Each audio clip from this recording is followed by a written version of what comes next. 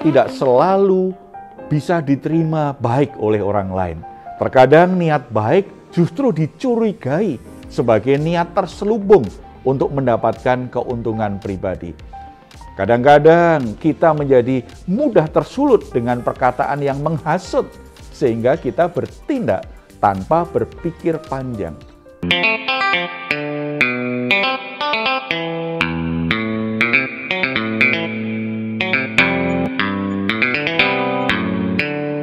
Salam God Lover yang dikasih oleh Tuhan. Senang boleh kembali berjumpa dengan saudara semua dalam program Rest in God malam hari ini bersama Diaspora TV. Setelah melewati berbagai kesibukan sepanjang hari ini, mungkin ada situasi yang membuat jiwa saudara menjadi letih lesu dan berbeban berat. Jangan pernah menyerah sebab Tuhan mengundang kita untuk mengalami kelegaan. Tuhan Yesus berkata, "Marilah kepadaku semua yang letih lesu dan berbeban berat. Aku akan memberi kelegaan kepadamu." Puji Tuhan, saudara, mari kita responi undangan Tuhan ini. Kita datang kepadanya di dalam doa. Bapa di surga, kami bersyukur karena setiap hari Tuhan mengundang kami untuk menikmati persekutuan denganmu, untuk menikmati hadiratmu, untuk mengalami kelegaan kepadamu. Tidak peduli masalah apapun yang sedang kami alami saat ini, ketika kami datang kepadamu menyerahkannya kepada Tuhan, Tuhan akan memberi kami ketenangan di hati, kekuatan di hati kami. Bahkan Tuhan akan membuka jalan keluar yang terbaik sehingga kami bisa mengalami kemenangan di dalam Engkau. Bapa, saat ini kami rindu mendengar firman-Mu. Mari Engkau berbicara kepada kami. Roh Kudus mengajar kami dalam nama Tuhan Yesus. Amin. Niat baik tidak selalu bisa diterima baik oleh orang lain. Terkadang niat baik justru dicurigai sebagai niat terselubung untuk mendapatkan keuntungan pribadi. Kadang-kadang kita menjadi mudah tersulut dengan perkataan yang menghasut sehingga kita bertindak tanpa berpikir panjang. Hal itulah yang terjadi dalam diri seorang bernama Hanun yang membuat kehancuran, tidak hanya hidupnya berantakan tetapi kerajaannya pun juga berantakan. Perikop di 1 Tawarikh pasal 19 ayat 1-19 mencatat hal itu. Apa sesungguhnya yang terjadi dengan dia? Yang pertama, termakan hasutan. Hanun termakan hasutan dari pemuka-pemuka Bani Amon tentang niat baik Daud untuk menjalin persahabatan dengan dirinya. Niat baik Daud diartikan oleh pemuka-pemuka Bani Amon sebagai siasat untuk mengintai dan menghancurkan kota mereka. Kita baca di ayat yang ketiga. Berkatalah pemuka-pemuka Bani Amon itu kepada Hanun, "Apakah menurut anggapanmu Daud hendak menghormati ayahmu? Karena ia telah mengutus kepadamu orang-orang yang menyampaikan pesan turut berduka cita. Bukankah dengan maksud untuk menyelidik, untuk mengintai dan menghancurkan negeri ini? Maka pegawai-pegawainya datang kepadamu." Hal itu terjadi karena Hanun tidak menyelidiki terlebih dahulu kebenaran dari peristiwa yang sesungguhnya, sehingga timbul di hatinya kecurigaan tanpa alasan.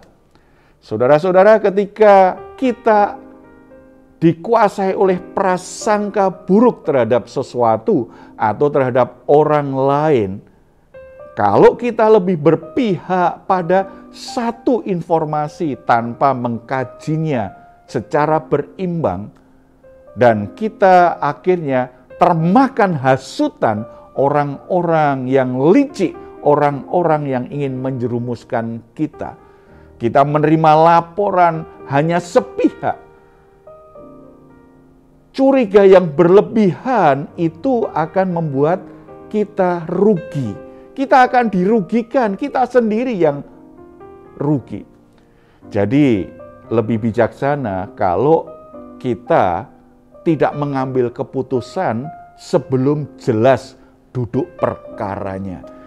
Jangan mudah termakan hasutan supaya hidupmu sendiri aman dan tidak terpengaruh dengan situasi yang salah. Yang kedua, bertindak tanpa berpikir panjang. Hanun akhirnya mempermalukan pegawai-pegawai Daud tanpa menyelidiki kebenaran yang sesungguhnya. Ayat yang keempat. Lalu Hanun menyuruh menangkap pegawai-pegawai Daud itu.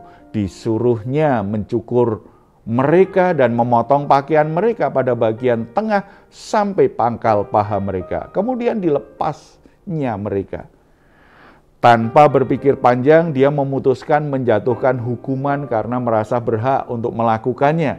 Akibatnya dari tindakan itu Daud memerangi Bani Amon dan mengalahkannya karena sudah mempermalukan utusannya. Ayat 19, ketika dilihat orang-orang yang takluk kepada Hadad-eser bahwa mereka telah terpukul kalah oleh orang Israel, maka mereka mengadakan perdamaian dengan Daud dan takluk kepadanya. Sesudah itu orang Aram tidak mau lagi memberi pertolongan kepada Bani Amon. Terkadang kekalahan yang kita alami dalam hidup ini sebenarnya disebabkan oleh tindakan kita sendiri yang sembrono. Tanpa pikir panjang, kita kena hasutan, akhirnya kita bertindak dengan gegabah. Ingatlah, penyesalan selalu datang terlambat. Karena itu berpikirlah masak-masak sebelum saudara memutuskan sesuatu. Sebelum saudara bertindak melakukan sesuatu. Sebab kalau dengan sembrono saudara lakukan ternyata salah, sesal kemudian tidaklah berguna. Itu sudah merusak banyak hal, diperbaiki menjadi sulit. Setidaknya kepercayaan orang kan jadi sulit terhadap kita. Kalau kita bertindak sembrono ternyata yang kita lakukan salah. Karena kita termakan hasutan orang-orang yang tidak bertanggung jawab. Curiga sebagai bentuk kehati-hatian memang kadang-kadang itu baik. Tetapi kalau kecurigaan itu berlebihan, apalagi karena hasutan, informasi yang tidak jelas, informasi yang hanya separuh, hanya sebagian, kita tidak cek dulu kebenarannya, kita tidak coba cari informasi, data dan fakta yang sesungguhnya, kita bisa bertindak sembrono, merugikan diri sendiri, merugikan orang lain. Dan akhirnya kalau kita mengalami situasi yang buruk, penyesalan yang terjadi. Jadi saudara-saudara, ini zaman di mana informasi palsu, informasi salah, itu begitu mudah masuk dalam pikiran kita. Lewat media sosial, lewat informasi dari orang-orang yang juga terhasut dengan media sosial yang tidak benar. Itu setiap saat bisa masuk di pikiran kita. Kalau kita tidak bijaksana menerima informasi itu, kita bisa terjebak akhirnya dengan sembrono, dengan gegabah. Kita membuat keputusan yang fatal, yang akan merugikan diri kita sendiri. Apalagi kalau tindakan kita ini akhirnya menjadi kasus hukum, membuat kita punya masalah lebih besar atas hal itu. Oleh sebab itu, jadilah anak-anak Tuhan yang bijaksana. Saudara harus cek betul kebenaran setiap informasi. Saudara harus pastikan keputusan yang saudara buat itu berdasarkan data dan fakta yang benar. Saudara harus bertindak bijaksana supaya keputusan dan tindakan saudara itu tidak merugikan hidupmu, tidak merusak rumah tanggamu, tidak merusak integritasmu. Dengan demikian saudara akan tetap dipercaya orang-orang di sekitarmu. Keputusan yang saudara ambil, keputusan yang benar. Keputusan yang benar, keputusan yang bijaksana, keputusan yang saudara jaga tidak jadi batu sandungan, tentunya akan diberkati Tuhan. Akan membuat saudara buat keputusan-keputusan yang membuat hidupmu semakin diberkati oleh Tuhan. Membuat hidupmu selaras dengan maunya Tuhan. Saudara jadi berkat, menggarami, menerangi orang-orang di sekitar. Kita datang kepada Tuhan. Mari kita kembali evaluasi bagaimana keputusan-keputusan saudara selama ini. Apakah saudara sedang dalam mengalami masalah yang sulit? Saudara dikejar-kejar dengan hutang. saudara ditagih debt collector, saudara menjadi bermusuhan dengan saudaramu sendiri, saudara ada masalah di kantor, di gereja, di pelayanan, saudara cek apakah gara-gara saudara mudah termakan hasutan, gara-gara keputusan yang sembrono. Kalau itu terjadi, datang ke tata kasih karunia Tuhan. Minta Tuhan memberi kesempatan bagi saudara untuk memperbaiki situasinya. Dan biarlah hikmat Tuhan menyertai saudara. Kita bersatu dalam doa. Bapa di surga, kami datang kepadamu. Kami sadar seringkali kami mudah terhasut dengan informasi palsu, informasi yang tidak tanggung jawab. Sehingga kami bersikap sembrono, membuat keputusan yang sembrono, gegabah, dan itu berdampak buruk.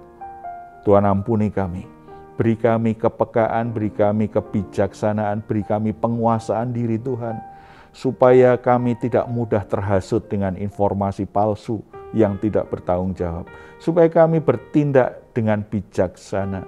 Roh Kudus ingatkan selalu di hati kami, supaya kami sungguh-sungguh bertindak bijaksana dalam menyikapi situasi dan informasi yang kami dengar. Hamba-Mu berdoa untuk saudara-saudara yang saat ini mengalami masalah berat dalam hidup mereka. Hubungannya menjadi rusak dengan orang-orang di sekitarnya karena mereka bertindak sembrono. Mereka melakukan sesuatu yang sembrono akibat hasutan, akibat informasi yang salah. Kiranya kasih karunia Tuhan, belas kasihan Tuhan, Tuhan nyatakan kepadanya, supaya mereka bisa memperbaiki situasinya, supaya mereka tidak mengulang hal yang sama. Tuhan tolong mereka menyelesaikan masalah-masalah yang timbul, melakukan perdamaian dengan orang-orang yang menjadi korban dari keputusan sembrono mereka.